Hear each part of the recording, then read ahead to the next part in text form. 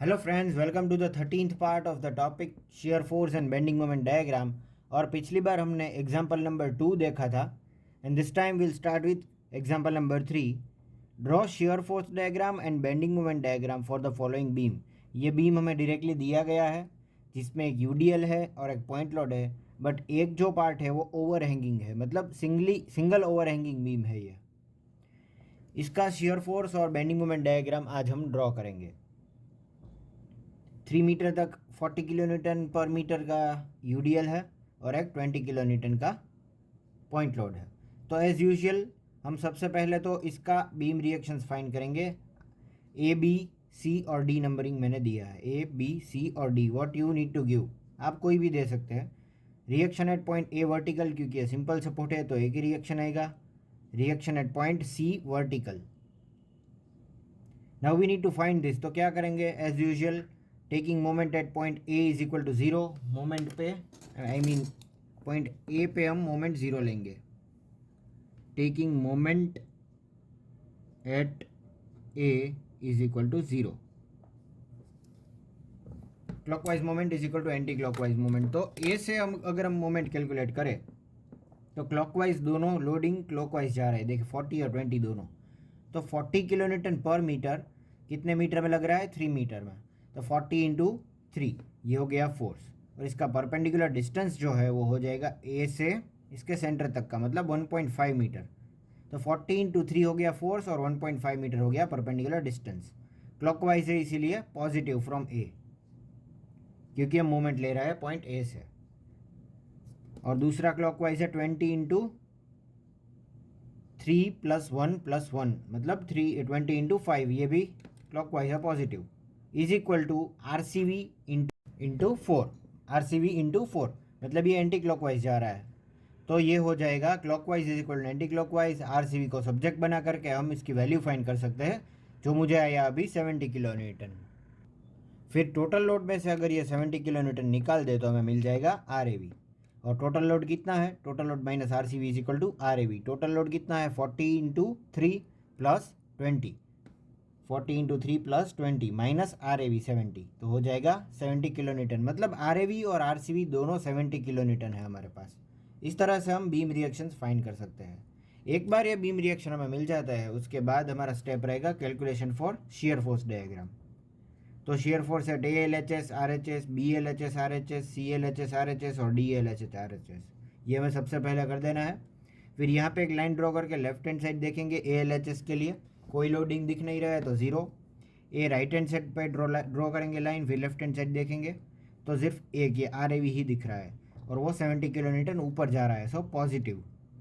फिर be left hand side, मतलब यहाँ पे लाइन ड्रॉ कर रहे हैं और लेफ्ट हैंड साइड देखेंगे तो ये पूरा UDL दिखेगा।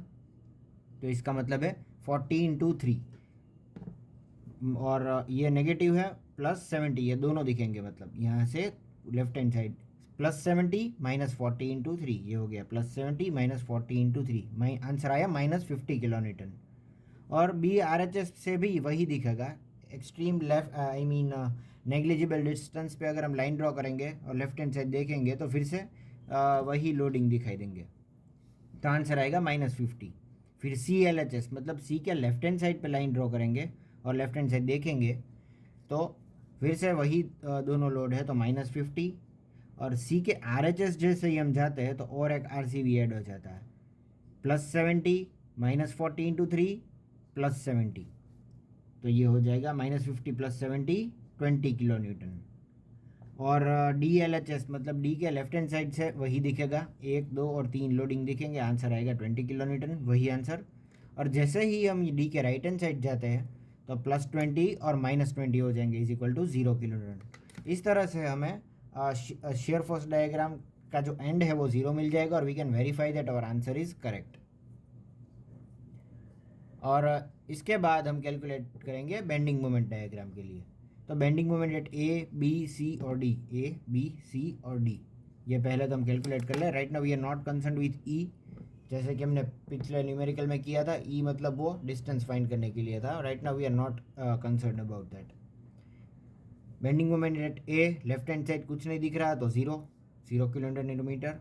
B taking moment at point B, मतलब यहाँ पे रस्सी बांध रहे हैं, लेफ्ट हैंड साइड देख रहे हैं तो 70 इंटू थ्री क्लॉकवाइज है इसीलिए पॉजिटिव, और माइनस ये एंटी क्लॉकवाइज जा रहा है, 40 इंटू थ्री हो जाएगा लोड, 40 इंटू थ्री ये हो जाएगा लोड, और ये 1.5 मतलब बी से इसके सेंटर तक का 1.5 इसका परपेंडिकुलर डिस्टेंस, ये हो जाएगा परपेंडिकुलर डिस्टेंस। सो आंसर आया 30 किलो न्यूटन इंटू मीटर। फिर हम कैलकुलेट करेंगे सी। तो देखिए अब सी से अगर हमें कैलकुलेशन करना हो तो राइट हैंड साइड भी कर सकते हैं, पर इसलिए हमें पूरा ऑपोजिट साइन कन्वेंशन फॉलो करना पड़ेगा। जैसे कि यहाँ से लेफ्ट हैंड साइड हम देखते हैं तो हमारे पास जो आंसर आता है वो क्या है, अकॉर्डिंग टू क्लॉकवाइज पॉजिटिव और एंटी क्लॉकवाइज नेगेटिव। पर राइट हैंड साइड करते हैं तो क्लॉकवाइज नेगेटिव आ जाएगा और एंटी क्लॉकवाइज पॉजिटिव। एक बार वेरीफाई कर लेते हैं। C taking moment at C 20 into one, clockwise है तो इस तरह से नेगेटिव आएगा 20 into one, -20 kilo newton metre. देखिए पर ये जो कैलकुलेशन दिखा है वो लेफ्ट हैंड साइड का है, आंसर सेम ही आएगा 70। ये देखिए C taking moment at C left hand side, तो 70 इंटू 3 + 1 4, तो वही किया 70 इंटू 4, माइनस देखिए ये एंटी क्लॉकवाइज है तो -40 इंटू 3 इंटू ये 1 + 1.5, 40 इंटू 3 इंटू 3.5, सॉरी ये 40 इंटू 3 इंटू 2.5, 1 + 1.5 जैसा कि मैंने बताया, हो गया परपेंडिकुलर डिस्टेंस, और ये जो है वो फोर्स है। आंसर आया -20 किलो न्यूटन इंटू मीटर।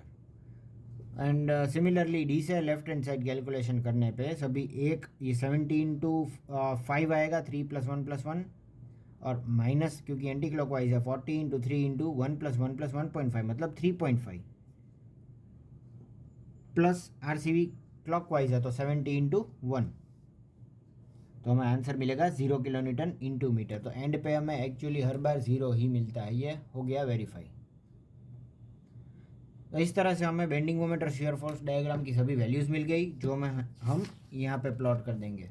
ये बीम ड्रॉ किया, इसके दोनों रिएक्शंस पॉइंट्स अभी मैंने प्लॉट किया। Don't see this dark green coloured sketch pen, ये ई पॉइंट अभी हम नहीं देखेंगे, A B C और D, तो सभी पॉइंट्स प्लॉट कर दिए, ALHS ARHS BLHS BRH I mean BLHS और BRHS सेम है 50-50, CLHS CRHS DLHS DRHS, ये हो गया हमारा शेयर फोर्स डायग्राम। और जैसा कि मैंने पिछली बार बताया था कि जब शेयर फोर्स डायग्राम अपनी साइन चेंज करता है, मतलब जब शेयर फोर्स डायग्राम 0 है उसकी वैल्यू, तब बेंडिंग मोमेंट मैक्सिमम आएगा। तो जैसा कि हमने पिछली बार फाइंड आउट किया था x की वैल्यू, वैसे इस बार भी हमें यह मैक्सिमम मोमेंट फाइंड करने के लिए ये डिस्टेंस चाहिए होगा x। तो x और ये हो जाएगा 3 - x, ये पूरा जो है वो 3 मीटर है, इसीलिए x 3 - x, x + 3 - x करेंगे तो हमें 3 मीटर मिल जाएगा। फिर ये पूरा ट्राइंगल उठा करके दोनों ट्राइंगल यहाँ पे रख दिए, x / 70 = 3 - x / 50, जैसा कि पिछली बार किया था सेम थिंग। ये इक्वेशन सॉल्व करने पे हमें x की वैल्यू 1.75 मिल जाती है, ये 1.75। अब हम पॉइंट E पे बेंडिंग मोमेंट फाइंड कर सकते हैं क्योंकि ये डिस्टेंस हमें अब मालूम है, ये डिस्टेंस हो गया 1.75 metre. Now we can calculate this value.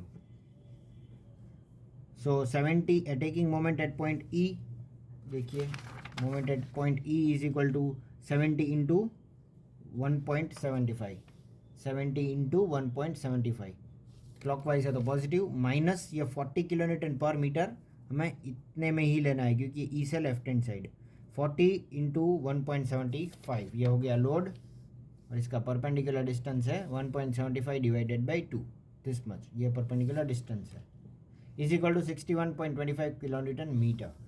तो ये हो जाएगा हमारा मैक्सिमम बेंडिंग मोमेंट यहाँ पे।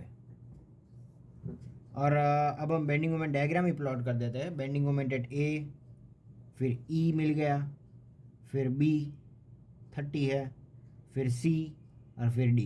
अब हम देखेंगे कि इसको किस तरह से ज्वाइन करना है। तो क्योंकि ये UDL है तो हमें मालूम है ये पैराबोलिक कर्व आएगा, फिर यहाँ पे कोई लोडिंग नहीं है तो इंक्लाइन लाइन, यहाँ पे भी कोई लोडिंग नहीं है तो फिर से इंक्लाइन लाइन। तो ये हो गया हमारा बेंडिंग मोमेंट डायग्राम।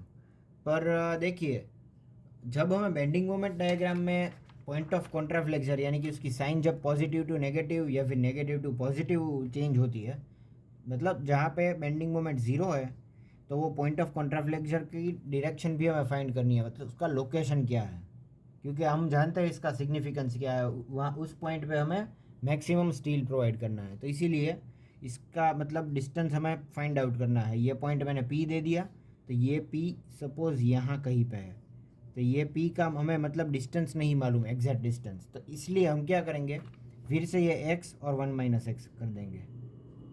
ये ट्रायंगल उठा करके यहाँ पे रख दिए, एक्स 1 माइनस एक्स, क्योंकि पूरा 1 मीटर है, तो एक्स प्लस 1 माइनस एक्स हो जाएगा 1 मीटर।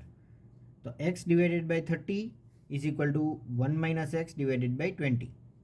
ये इक्वेशन सॉल्व करने पे हमें x की वैल्यू मिल जाएगी 0.6, मतलब हमें मिला ये 0.6 मीटर। इस तरह से हमें मैक्सिमम बेंडिंग मोमेंट भी मिल गई और location for distance for point of contraflexure भी मिल गया। So this was all about the third example and the 13th part. This is all for today. Wait for the 14th part of the topic shear force and bending moment diagram. Thank you for watching.